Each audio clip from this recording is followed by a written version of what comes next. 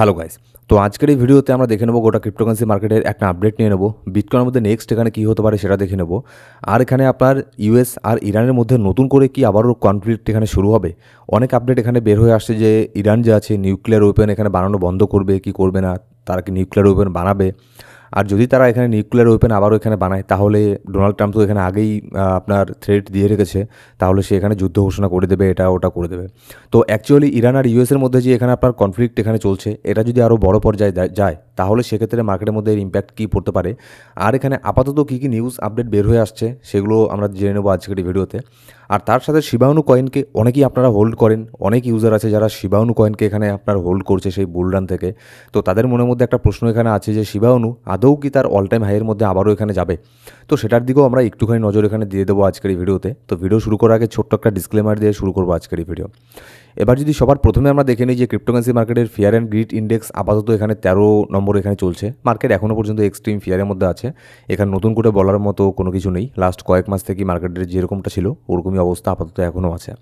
এবার যদি ইউএসের মার্কেটকে দেখি, ইউএসের মার্কেট দেখুন এত কিছু ব্যাড নিউজ আসার পরেও কিন্তু ইউএসের মার্কেটের মধ্যে তেমন কোনো বড় ধরনের ক্র্যাশ এখানে হচ্ছে না, যেটার আশা এখানে কিন্তু অনেকেই এখানে করছে। যারা বড় বড় এখানে আপনার ইনভেস্টর আছে তারা কিন্তু মানে এটা বারবার বলেছে যে যখন তখন এখানে ইউএসের মার্কেটের মধ্যে একটা ভালো পরিমাণে ক্র্যাশ এখানে আসতে পারে। কিন্তু এখনও পর্যন্ত ইউএসের মার্কেট তার জায়গাটাকে এখানে ধরে আছে, খুব একটা বেশি ডাউন এখানে হচ্ছে না। ডাউন হলেও 1-5-3% মতো ডাউন এখানে হচ্ছে, তারপরে আবারও কিন্তু রিকভার করে এখানে উপরে চলে যাচ্ছে। এবার তার পাশাপাশি যদি আমরা এখানে ইটিএফের দিকে নজর দিই তাহলে গত লাস্ট 3 দিন ইটিএফের মধ্যে ভালো পরিমাণে একটা বাইং প্রেশার আমরা দেখতে পেরেছি। বেশ কিছুদিন পরে মানে প্রায় বলতে গেলে 2-1 মাস পরে ইটিএফের মধ্যে এরকমটা হলো যে কন্টিনিউ তারা এখানে 3 দিন এখানে বাই করলো, মোটামুটি ভালো পরিমাণে এখানে বাই করেছে, যার ফলে একটা বাইং প্রেশার আমরা বিটকয়েনের মধ্যে খুব একটা পাম্প না হলেও মানে খুব ডাম্প এখানে এখনও পর্যন্ত হয়নি। কারণ এই যে বাইং প্রেশারগুলো এখানে আছে, ঠিক আছে, এগুলোও কিন্তু বিটকয়েনকে আপনার যেখানে আছে সেই জায়গাতে থাকার জন্য কিন্তু এখানে আপনার ওখানে থাকার এখানে ট্রাই করে। কিন্তু যদি অপরদিকে আমরা দেখতাম যদি ইটিএফের থেকেও সেলিং আসতো তাহলে কিন্তু এখানে বিটকয়েনের মধ্যেও ভালো পরিমাণে একটা সেলিং এখানে একটা বড় ধরনের প্যানিক এখানে আবারও তৈরি হতো। কারণ স্বাভাবিক ব্যাপারে যখনই ইউজার এখানে দেখবে যে ইটিএফ এখানে সেল করছে তখন অনেকেই যারা আছে তারা এখানে তাদের দেখা দেখি এখানে সেল করতে শুরু করে, যার ফলে একটা সেলিং প্রেশার এখানে ক্রিয়েট হয়। কিন্তু ইটিএফের মধ্যে লাস্ট 3 দিন থেকে এখানে বাইং প্রেশারই আমরা দেখতে পাচ্ছি। এবার আজকে হচ্ছে আপনার শেষ দিন, মানে উইকেন্ডের শেষ দিন, আর কালকে থেকে এখানে উইকেন্ড শুরু হবে, মার্কেটের মধ্যে 2 দিন বন্ধ থাকবে। এবার আজকে দেখার ইটিএফ এখানে বাই করে না সেল করে। আর মার্কেটের মধ্যে কী হচ্ছে না হচ্ছে এই সমস্ত নিউজ আপডেটগুলো প্রত্যেকটা নিউজ আপডেট আমাদের টেলিগ্রাম গ্রুপে আমরা দিয়ে থাকি। অবশ্যই আমাদের টেলিগ্রাম গ্রুপে গিয়ে জয়েন করে নেবেন, ডেসক্রিপশন বক্সের মধ্যে প্রথম কমেন্টে লিঙ্ক পেয়ে যাবেন। এবার যদি আমরা এখানে লিকুইডেশন হিট ম্যাপের মধ্যে এখানে আপাতত আসি তাহলে দেখুন আপাতত শর্ট টার্মের মধ্যে নিচের দিকে তেমন কোনো লিকুইডিটি এখানে নেই। মোটামুটি $65,800 মধ্যে $32 মিলিয়ন একটা লিকুইডিটির এখানে তৈরি হচ্ছে। আর নিচে আশেপাশে শর্ট টার্মের জন্য তেমন কোনো লিকুইডিটি নেই। হ্যাঁ, লং টার্মে দেখলে নিচের মধ্যে অনেক লিকুইডিটি আছে, কিন্তু শর্ট টার্মে তেমন কোনো লিকুইডিটি নেই। আর ওপরের দিকে $67,100 মধ্যে মোটামুটি একটা লিকুইডিটি তৈরি হচ্ছে। তারপরে আপনার $68,300, $68,800 মধ্যে ভালো পরিমাণে কিছু লিকুইডিটির এখানে তৈরি হচ্ছে। এবার যদি আমরা দেখে নিই যে কী কী নিউজ আপডেট এখানে বের হয়ে আসছে, যেমন দেখুন after Trump remarks what is status of Iran's weapon programme. এখানে ট্রাম্প বারবার বলেছে যদি ইরান এখানে নিউক্লিয়ার প্রোগ্রাম এখানে বন্ধ না করে কিংবা যদি তারা এরকম কিছু চালু করে তাহলে কিন্তু তাদের দেশের উপরে অ্যাটাক করে দেবে, এটা করবে সেটা করবে, ট্যারিফ লাগাবে, মানে নানান ধরনের এখানে থ্রেট। এটা নতুন কোনো কিছু না, ইউএস আর ইরানের এই ব্যাপারটা নিয়ে অনেক দিন থেকেই তাদের এখানে কনফ্লিক্ট এখানে চলে, ঠিক আছে, কোল্ড ওয়ার একটা চলছেই। এবার কয়েকদিনের মধ্যে এরকম অনেক নেগেটিভ নিউজ মার্কেটের মধ্যে এখানে এসেছে যে ইরানের উপরে অ্যাটাক করে দেবে ডোনাল্ড ট্রাম্প, ইউএস অ্যাটাক করে দেবে। তাদের যে একটা ডুমসডে নামের যে আপনার এয়ারশিপ আছে সেটাও তাদের ইরানের আশেপাশে এখানে দেখা গিয়েছিল। তো এই সমস্ত নিউজ কিন্তু অনেক বের হয়ে আসছিল। তারপরে মাঝখানে এখানে ইউএস আর ইরানের মধ্যে একটা মিটিংও এখানে হয়েছিল। সেই মিটিংয়ের থেকেও তেমন পজিটিভ কোনো কিছু এখানে বের হয়ে আসেনি, সেটা কয়েকদিন আগেকার কথা বলছি। কিন্তু এর মাঝেই মানে ডোনাল্ড ট্রাম্প এখানে হুমকি দিচ্ছে, এটা করছে সেটা করছে, এর মাঝেই এখানে আবারও কিছু নিউজ এখানে বের হয়ে আসছে যে ইউএস আর ইরানের মধ্যে তেমন কোনো কিছু এখানে মানে চলছে না, প্রায় সব কিছু ঠিকঠাকের দিকেই। আবারও এখানে যে কোনো মিটিং এখানে হয়ে যেতে পারে। আর ইরানের থেকে একটা স্টেটমেন্ট এরকম দেওয়া হয়েছে যে তারা কোনো নিউক্লিয়ার ওয়েপেনের উপরে কাজ এখানে করছে না। তো যার ফলে আবারও এই জিনিসটা এখানে ঠান্ডা হতে যাচ্ছে, মানে সফট হতে যাচ্ছে জিনিসটা, যেটা একটা বড় ধরনের কনফ্লিক্টে গিয়ে পরিবর্তিত হতে পারতো, সেটা আপাতত হওয়ার চান্স এখানে খুবই কম আছে। কিন্তু আমরা ডোনাল্ড ট্রাম্পকে এখানে জানি যে সে কখন কি স্টেটমেন্ট দিয়ে মার্কেটকে ম্যানিপুলেশন করবে তার কোনো ঠিক নেই। তো আপাতত আমি ডোনাল্ড ট্রাম্পের যে স্টেটমেন্ট আছে সেটা এখানে ওয়েট করতে লাগবে। আজকে সন্ধ্যের পরে ইউএসের মার্কেটে ওপেন হয়ে যাবে, তারপরে দেখা যাক ডোনাল্ড ট্রাম্প এখানে কিছু বলেন নাকি ইরানের ব্যাপারে।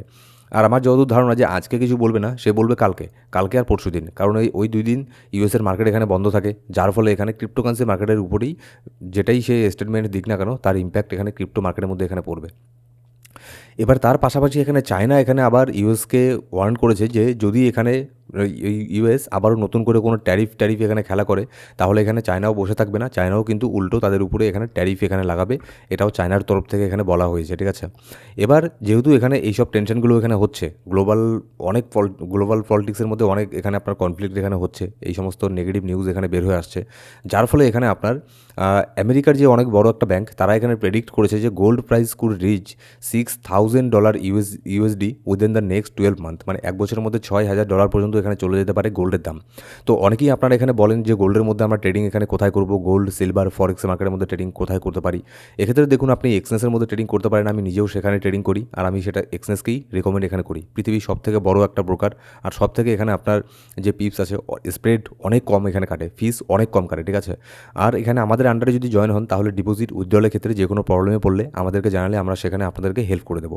তো অবশ্যই আমাদের লিঙ্কের থ্রু গিয়ে জয়েন করে নেবেন, ডেসক্রিপশন বক্সের মধ্যে প্রথম কমেন্টের মধ্যে এক্সচেঞ্জের লিঙ্ক পেয়ে যাবেন, সেখানে ক্লিক করে আমাদের রেফার আইডি দিয়ে জয়েন করে নিন। জয়েন করার পরে আপনি চাইলে সবার প্রথমে ডেমো দিয়ে ট্রেডিং করবেন, ডেমোতে ট্রেডিং করার পরে যখন একটু শিখে যাবেন তারপরে আপনি রিয়েল আপনার ডলার দিয়ে তারপরে ট্রেডিং করতে পারেন, ঠিক আছে, গোল্ডের মধ্যে।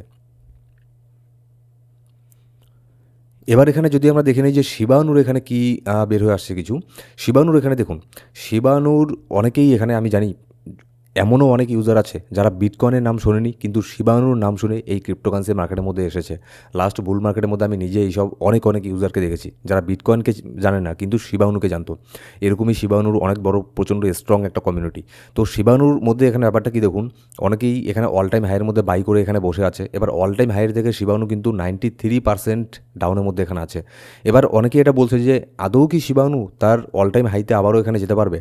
দেখুন, যদি আমি এখানে ক্রিপ্টোকারেন্সি মার্কেটের ইতিহাস এখানে ঘেটে দেখি অন্যান্য অল্ট কয়েনের, তাহলে কিন্তু 90%-এর বেশি অল্ট কয়েন তার আগের বারের যে এখানে অল টাইম হাইকে টেস্ট করে সেটা কিন্তু নেক্সট বুল মার্কেটের মধ্যে তার নতুন অল টাইম হাইকে টেস্ট এখানে করতে পারে না। কিন্তু শিবানুর ক্ষেত্রে এটা হচ্ছে একটুখানি আলাদা ব্যাপার হয়ে যায়, কারণ শিবানুর কমিউনিটি অনেক বড় স্ট্রং কমিউনিটি, আর অনেক কিছু ডিপেন্ড করে এখানে বড় হোয়েলদের উপরে। দেখুন, একটা কয়েন যতই ভালো থাকুক না কেন, এই ক্রিপ্টোকারেন্সি মার্কেটের মধ্যে এই এত বছরে আমি একটা জিনিস খুব ভালো করে শিখেছি, এটা বুঝে গেছি আমি, যে একটা কয়েনের যত বড়ই ইউজ কেস হোক না কেন, যত বড়ই ভালো ফান্ডামেন্টাল বেসড স্ট্রং কয়েন হোক না কেন, সেখানে যদি বড় হোয়েলদের হাত না থাকে তাহলে সেটা আগামী 50 বছরেও তার অল টাইম হাইতে এখানে যাবে না। কিন্তু যদি এখানে কিছু ভিসি কিছু হোয়েলও যদি এই আপনার এই কয়েনের মধ্যে আবারও তাদের নজর এখানে পড়ে যায় আর এটাকে যদি তারা পাম্প করাতে এখানে ট্রাই এখানে করে, তাহলে সেক্ষেত্রে শিবানু কেন যে কোনো কয়েনই এখানে তার অল টাইম হাইকে এখানে টেস্ট করতে পারে, ঠিক আছে। তো আপাতত এটা এখানে বলা যাবে না যে এ তার অল টাইম হাইকে আবারও টেস্ট করবে কি করবে না, সেটা করবে কি করবে না ডিপেন্ড করবে নেক্সট ইন ফিউচারে শিবানুর টিম তারা এখানে কীভাবে এখানে কাজ করছে, প্লাস এই প্ল্যাটফর্মের মধ্যে কী নতুন আপগ্রেড এখানে করা হচ্ছে। আর শুধু এগুলো করলেই হবে না, ওই যে আমি বললাম যতই ভালো কয়েন হোক না কেন, যতক্ষণ না তার উপরে কোনো বড় হোয়েলদের নজর এখানে না পড়ে, যতক্ষণ না বড় হোয়েল বড় ইনভেস্টার এখানে সেটাকে পাম্প করাতে না চায়, ততক্ষণ পর্যন্ত সে যত বড়ই ভালো কয়েন হোক না কেন সেটা কখনোই এখানে পাম্প এখানে করবে না। এটা তো আমি এতদিনে খুব ভালো করে এই জিনিসটা আমি বুঝে গেছি। তো আপাতত দেখুন, এটা জানার সময় এখন না, যে এইসব প্রশ্ন করার সময় এখন না যে এখানে শিবানু কয়েন অল টাইম হাইতে যাবে কি যাবে না। এখন আগে মার্কেটের সেন্টিমেন্ট আগে ঠিক হোক, ঠিক আছে, মার্কেটের সেন্টিমেন্ট আগে ঠিক হোক, তারপরে আমরা দেখে নেব যে অন্যান্য কয়েনগুলোর কী এখানে অবস্থা হয়ে আছে।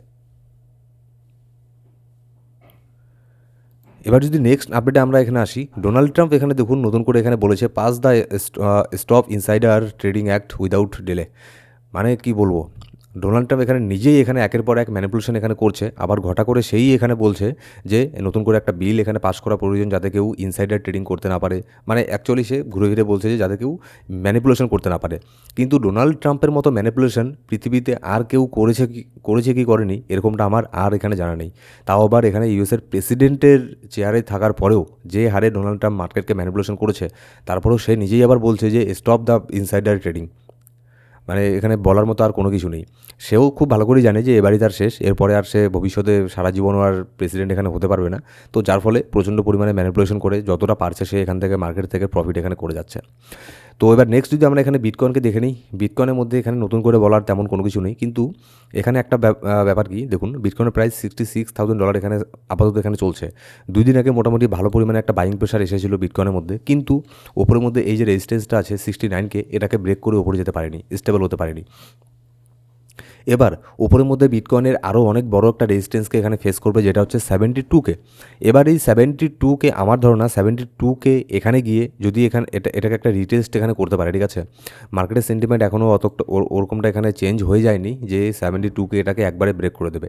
আমার ধারণা হাইলি চান্স থাকবে এই 72K জোনটা যে আছে এখানে গিয়ে বিটকয়েন আবারও একটা ভালো পরিমাণে এখানে ডাম্প এখানে হবে। আর যদি 72K এখানে গিয়ে যদি ভালো পরিমাণে একটা ভলিউম এখানে আসে আর 72K ওপরে যদি ডেইলি ক্যান্ডেল কয়েকটা ক্লোজ করে দিতে পারে, তাহলে সেক্ষেত্রে আমরা শর্ট টার্মের জন্য ছোটোখাটো একটা মানে বুলিশ এখানে হতে পারি। সেরকম বড় এখানে কোনো কিছু মানে ভাবার প্রয়োজন নেই, পজিটিভ হওয়ার প্রয়োজন নেই, কিন্তু এখানে ছোটোখাটো একটা পাম্প এখানে হতে পারে। কিন্তু আমার ধারণা মার্কেট 72K গিয়ে ওখান থেকে আবারও একটা ভালো পরিমাণে একটা রিজেকশন এখানে নেবে। সো গাইস, এই ছিল আজকের ভিডিও ভালো লাগলে অবশ্যই একটা লাইক করবেন, আর কোনো সাবস্ক্রাইব না করে থাকলে সাবস্ক্রাইব করে বেলটা প্রেস করে অল সিলেক্ট করে রাখুন প্রত্যেকটা ভিডিও আপডেট সবার আগে পাওয়ার জন্য। Thank you so much guys.